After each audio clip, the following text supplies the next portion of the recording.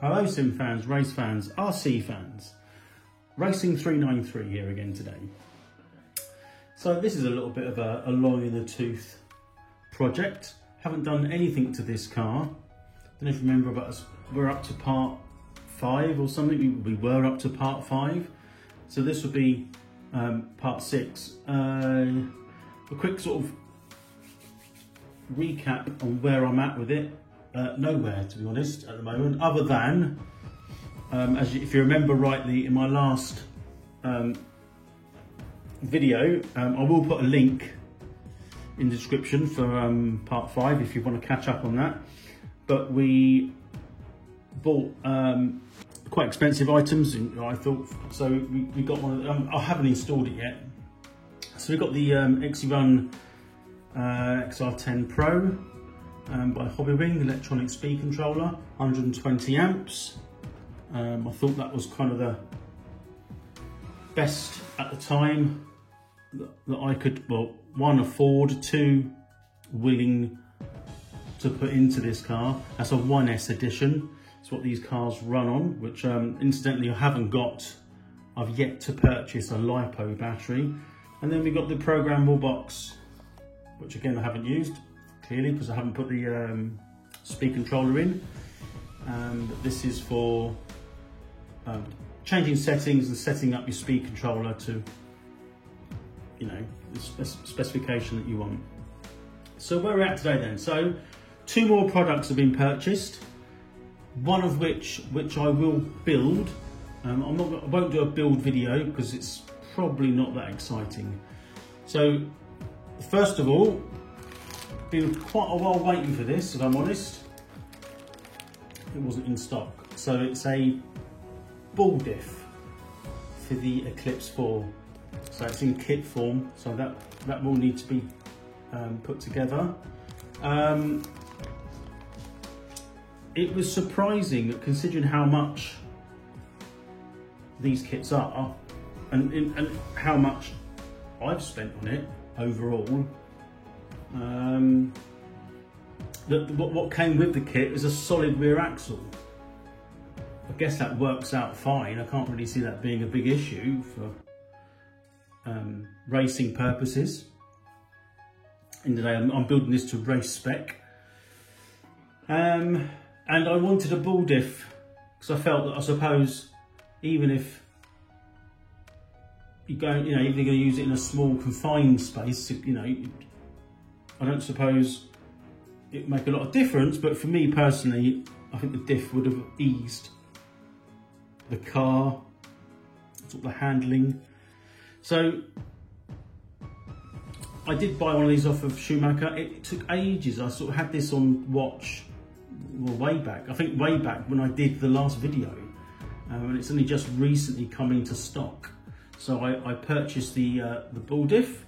So we'll have fun building that. Shouldn't be too complex, but we'll get that built and we'll put that installed, and I'll show you what that looks like when you won't notice it really on the car, but I can show you it working on the car nevertheless. And finally, we bought ourselves, for me personally, my very first brushless motor. Now, I know absolutely nothing about these motors, apart from the fact that, the brushless iteration, censored, I understand what that does. But as far as performance and the details of that, I know it says a 6.5 turn, so my understanding is that is good. The lower the turns, a bit like brushed motors, the more performance in a nutshell. And this one specifically, is that the right word? Specifically designed for the on-road 112 LMP scene. So I haven't even unboxed it yet. It's just literally still in its cellophane. this is what was recommended that I need. Without going into all the details, I believe that the two different classes, stock and modified, I believe there's a limit in the stock class. I don't know what that is. Is it 17.5 turns? I think I might have remembered that. I don't know. And the modified class, well, my understanding is that there isn't a limit,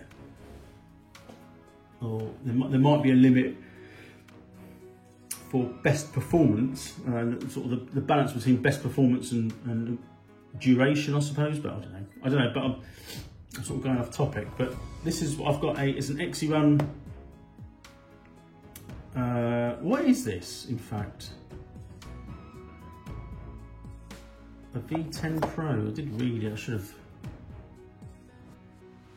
Yeah, V10. That is a Pro. I can't even read that. That's not Pro, is it? V10 G3. Well, it says it there, doesn't it? So I will look into this. Details, obviously, when I'm installing this.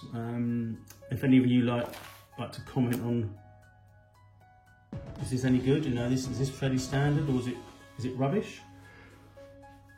And it's quite expensive. It was like, I think it was like £104, but it was on an offer that they do. Most of these are like Schumacher do. Got it off Schumacher.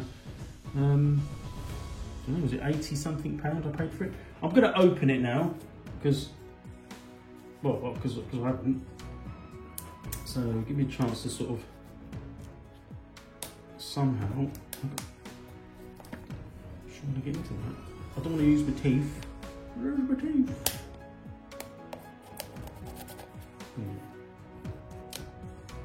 So we'll give it a little ceremony, I suppose. Get it open.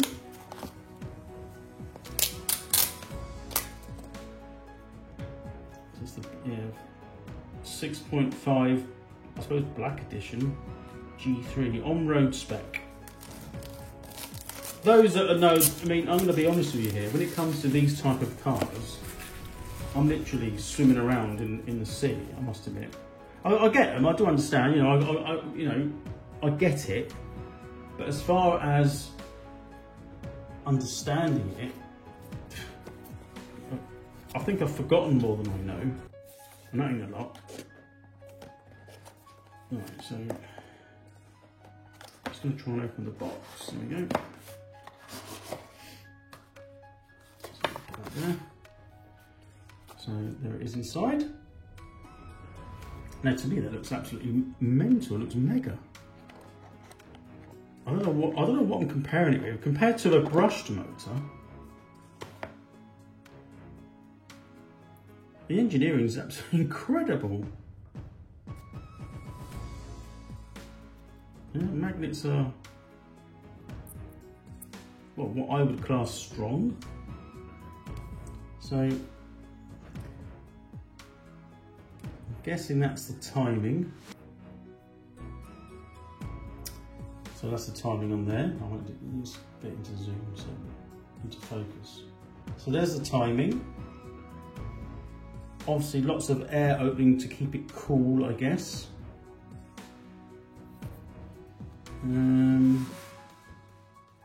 I haven't bought, I don't know if I bought, I can't remember if I bought a pinion for it, but 6.5 turns on road spec. So that's nicely done. I mean, it's kind of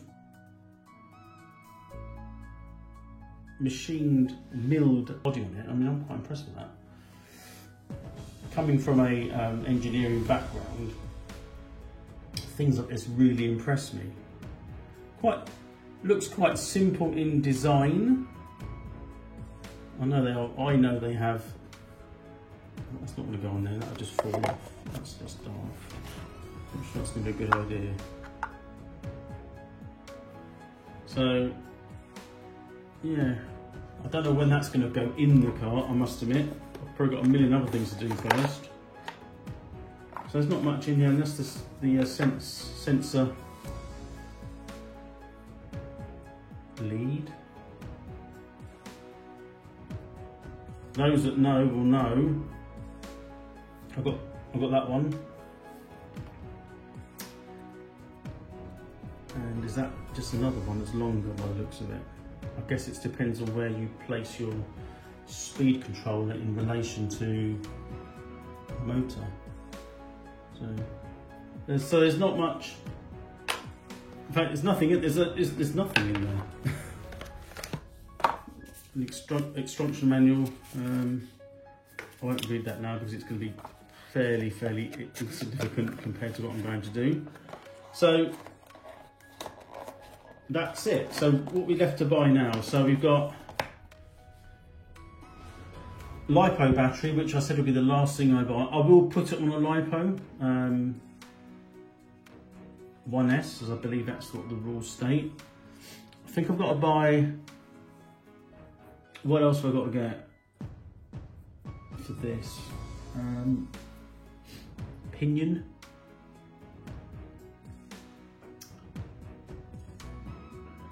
Paint the body. That'll be done. I'll get it running first, like in a clear body to make sure it all works. I'm still umming and ahhing about these receiver in there. I've got just a standard FlySky one. They're dirt cheap, really. They do a job. But considering how much finance I've invested into this, I will add it up, and perhaps in the final video, maybe when it's painted, I'll tally up what I've spent on it, because I have got all the invoices. But in my head at the moment, it's sort of it's well over 600 quid, well over £600.